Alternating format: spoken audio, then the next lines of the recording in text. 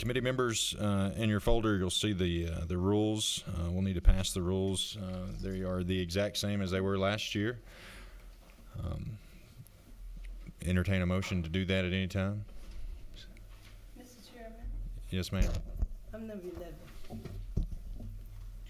I'd like to make a motion that we accept the rules of Interstate Corporation as printed. All right, the motion has been made. Is there a second? I have a second. All those in favor say aye. Aye. Aye. All those opposed? All right, passes unanimously. We got the rules accomplished.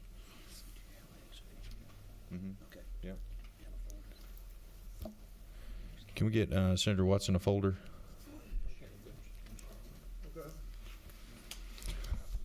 All right. Chairman Petrie, you want to come on up to the front? Now, I want you to pass something back to the House. You can tell the Speaker, too. I'm letting a House bill go before crossover day and before my piece of legislation that this committee is going to hear. So it's pretty special treatment, I suppose, and I hope to get special treatment back over in the House as well. I appreciate it, Chairman. I appreciate you hearing this bill today as well.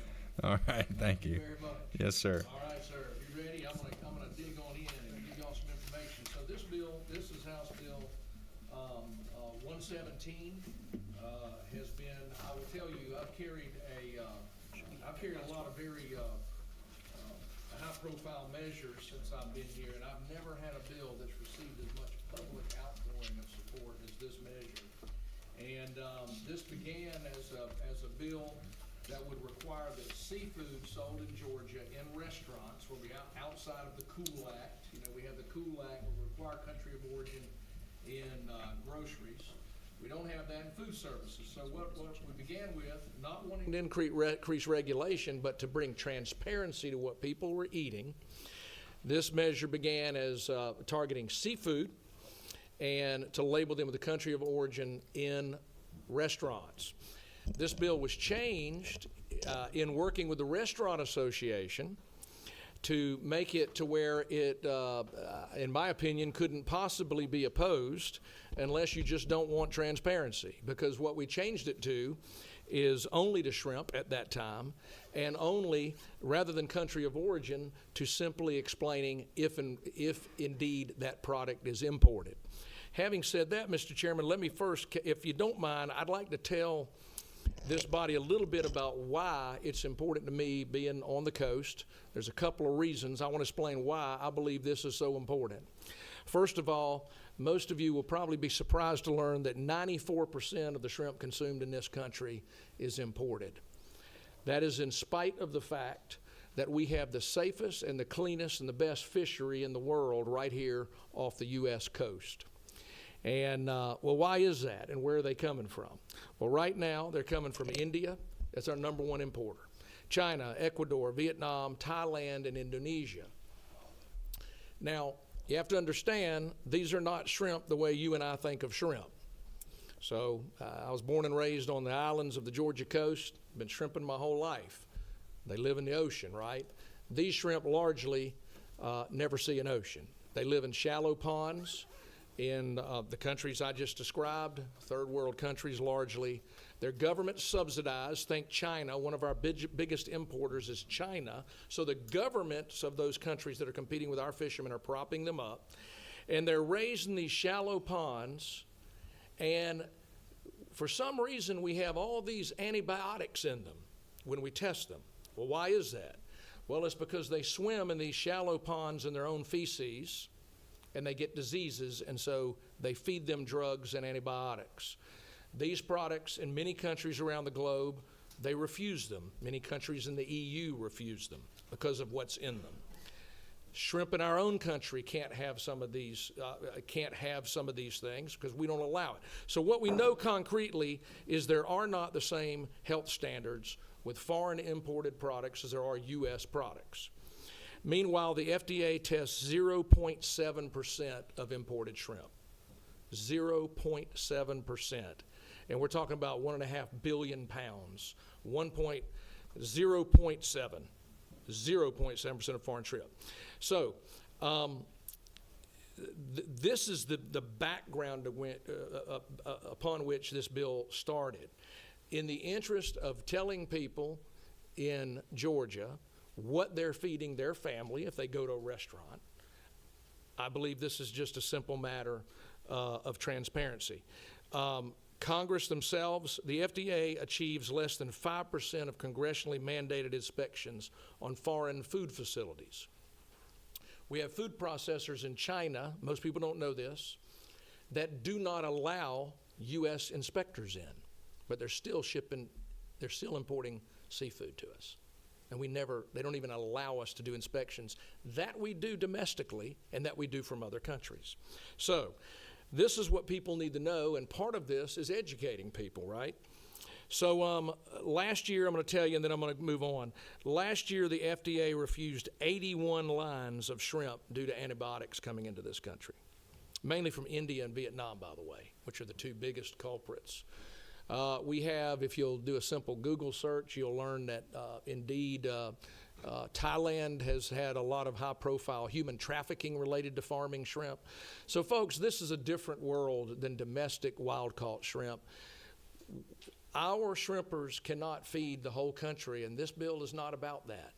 This bill is not about denying people freedom. If you love Indian shrimp, you can eat nothing but Indian shrimp, and that's fine with me. This isn't about that. This bill is about making sure that when you go somewhere to eat or to feed your family, you at least know where that product is from. And we've, again, ameliorated it for the industry, so it doesn't even talk about the country of origin. It's simply, you have to tell us whether it's imported or not. And then the American people can educate themselves about whether they want to feed their children foreign products that may have things in them that are unhealthy for their children, or not. They can make their own decision. Mr. Chairman, that's simply what this bill does. I'm trying to think of anything else. I know you've amended it here already, and that's fine. In the sub, you've included some things. There's one thing I would point out, though.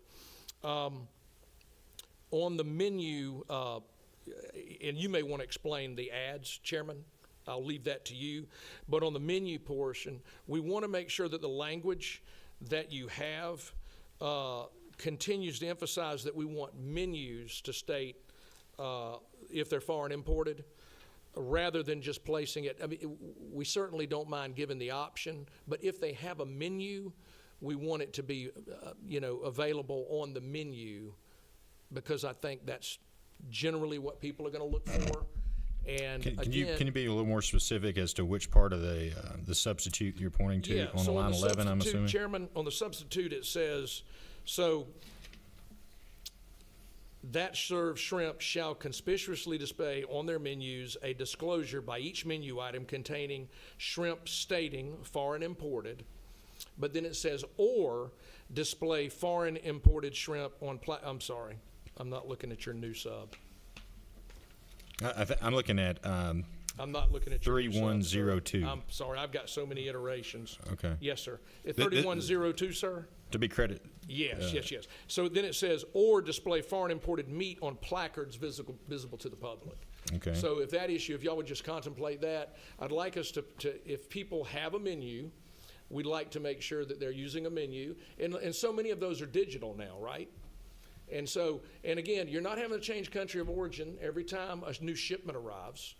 But if you're serving imported shrimp, people are going to know you're serving imported shrimp. There's a lot of consumer false advertising going on. Okay. And I think all of us know that to be true. And I think this will just make it very prominent that if you're serving imported shrimp, we know what you're doing. We know that's what you're serving. We know that's what we're buying. All right, we're going to yield for a few questions. Senator James. Thank you, Mr. Chair. Thank you. Thank you for coming, and thank you for this Yes, ma'am. legislation. I wanted to ask you, in your research, did you find out also that people with food allergies of seafood or shellfish usually trace back to foreign products? So, Senator, you actually raised a good question. I can't prove it, and I don't know that they can, but I have talked to a multitude of people who tell me, I grew up eating shrimp, they were great, now I can't eat shrimp, I have food allergies. The question becomes, is some of that because remember, you're talking about different genus and species of shrimp. Yes. Okay, our shrimp, a white shrimp, a domestic white shrimp, is an entirely different Right. creature than generally these imported shrimp. And indeed, you can do DNA testing to determine where these shrimp, what species they are. So a lot of people believe that is perhaps why they have food allergies. That is correct. I'm not suggesting that. I'm saying a lot of people have spoken to me about that. I did work for the United Nations for 11 years, and I traveled to different countries, and I was never allergic to any seafood at all. And all of a sudden, I started going to some of those places. But the names that you just mentioned, where I went and ate a lot, that's all of a sudden I became allergic, and now I'm highly allergic to any. But we have a medical doctor down there on the end, and he probably could answer it better than me. But I think that a lot of people would be very happy to have this. So at the appropriate time, I want to be able to vote on this or to. Thank you, Ask Senator. to pass. What we do Thank know, if I could add one thing, Mr. Chairman, we do know concretely that we're finding a lot of antibiotics in these shrimp. And as one of our physicians in the House made it clear, exposure to antibiotics like that can produce a lot of resistance to antibiotics. And this is why we're turning them back. Now remember, when we turn a shipment back, it may come back again and never get off the ship because they're only inspected 0.7% of the time. So they'll sometimes ship them back and send them right back. You know you're going to get out. There's a higher likelihood that it's not going to be inspected, and they know that. I'm going to recognize Senator Dixon. Thank you, Mr. Chairman. I think this would be a friendly amendment, Representative, Yes, but just being consistent with line 10, dropping down to line 12 before shrimp, adding beef, chicken, or shrimp, and then moving over past foreign and imported, replacing or with and. Yes, sir. I believe in light of the addition of beef and chicken, which I can't speak to as well as y'all can here, but that would make sense, sir. Yes, Okay. sir, Senator. Yeah. Thank you. I believe that would be correct. Okay. Mr. Chairman, I'd like to offer that up as a. Okay, we'll do that after our motion of due pass. I think parliamentary. Chairman Watson. Yeah, thank you, Mr. Chairman. I just want to follow up on the comments earlier about resistance. I mean, the time frame on this is foggy to me a little bit. But the way I recall it is about 15 years or so ago. It was in the New England Journal, which is our premier medical journal. They traced ciprofloxacin at the time that was being used in animals in the United States, and they had increased resistance from bladder infections to pneumonias and other things that Cipro is used for.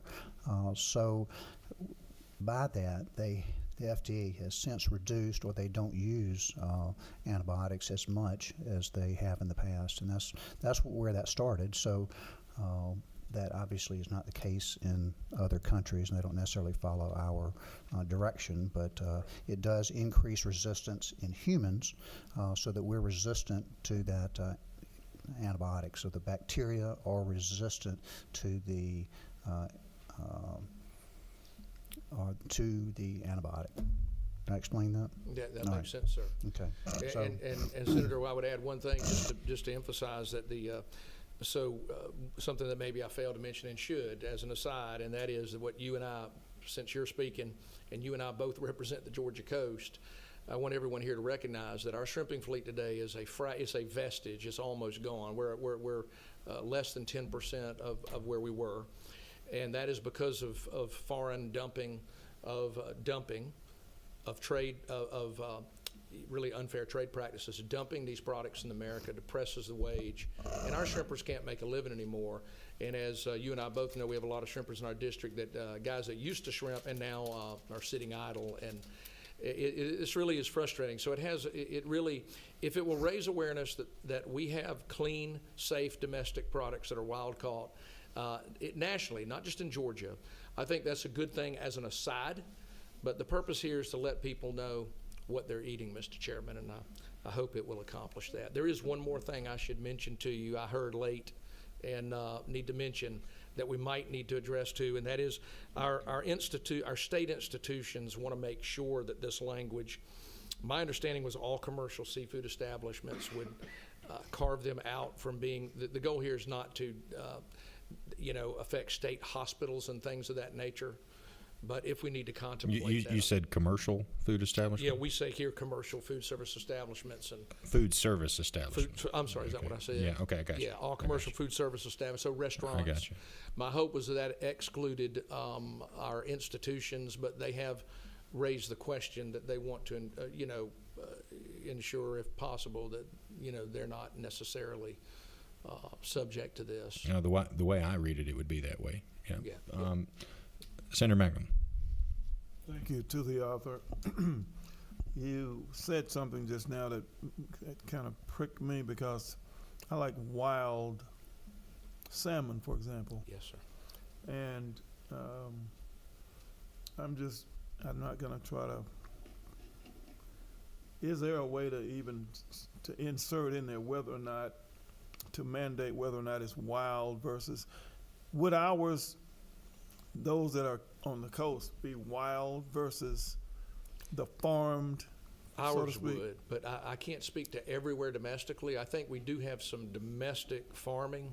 Obviously, it's under domestic regulation and rules and health standards, unlike other countries. But most of the domestic shrimp are my understanding is overwhelmingly wild caught. Right. You could offer that amendment. Yeah, I would like to, if we could also state whether it was wild, that would help the consumer, I think. And I'm not going to be a good wordsmith person today. I gave my wordsmithing time up earlier today in a couple of committees. But, or I'm just going to Yes, just sir. try to do it, or indicate quote wild. At the end of the sentence, just say or.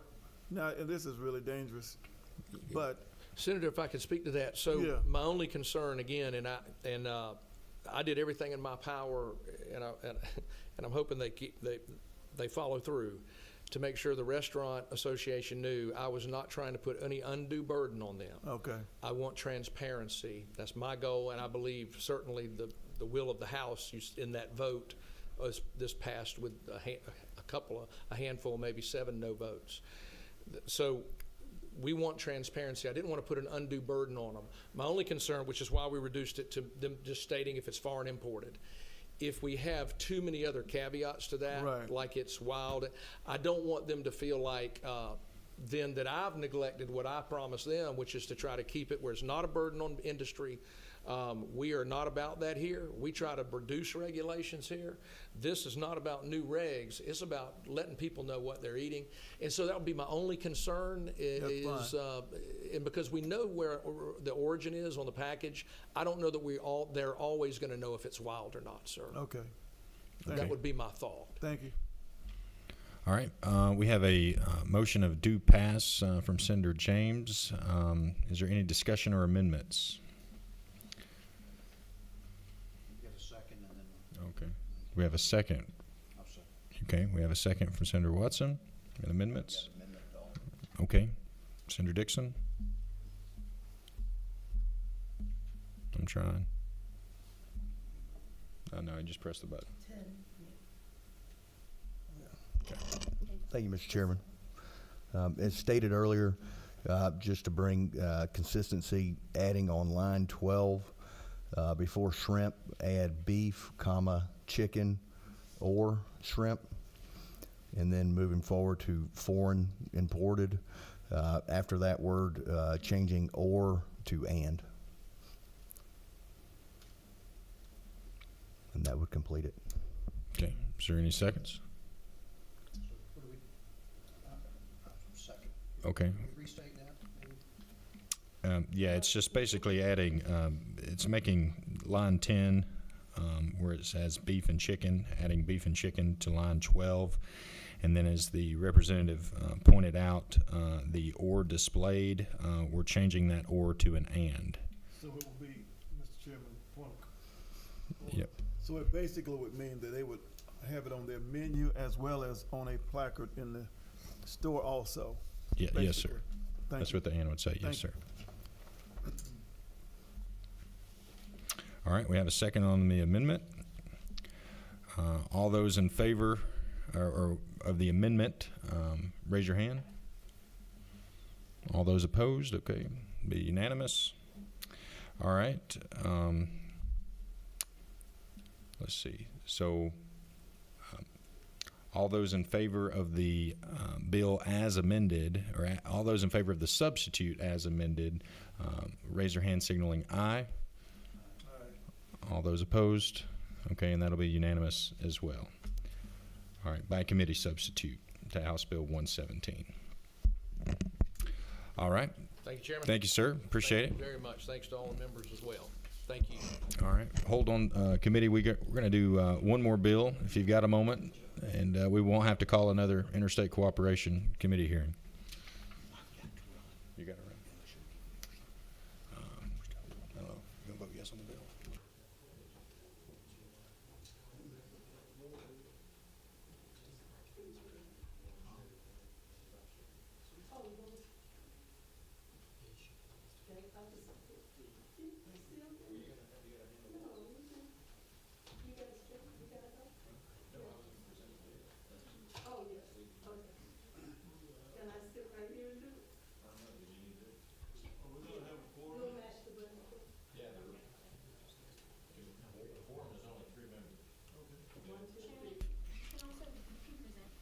I can? Okay. Okay. Wait, so what would the rules be if I?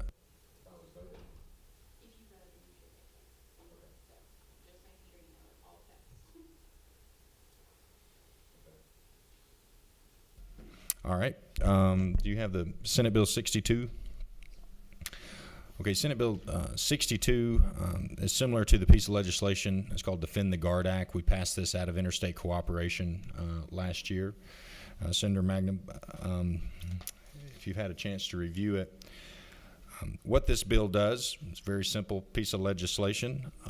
It says that the Georgia National Guard cannot be put into a combat situation overseas unless Congress has declared war.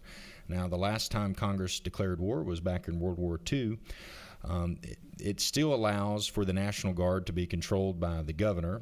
The governor still has direction to direct the National Guard how he sees fit. It also allows the National Guard to be deployed overseas in training situations. It has no physical impact to the state of Georgia. It just says if we're going to put our men and women in uniform in an overseas combat situation, that before we do so, we want to see a declaration of war from the United States Congress.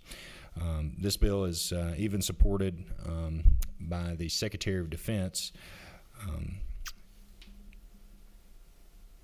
And if you have any questions, I'm happy to answer them.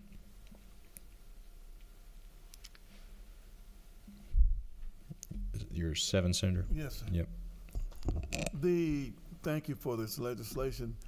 This bill came about because what was the basis for, why did this, what was the initiation of this legislation?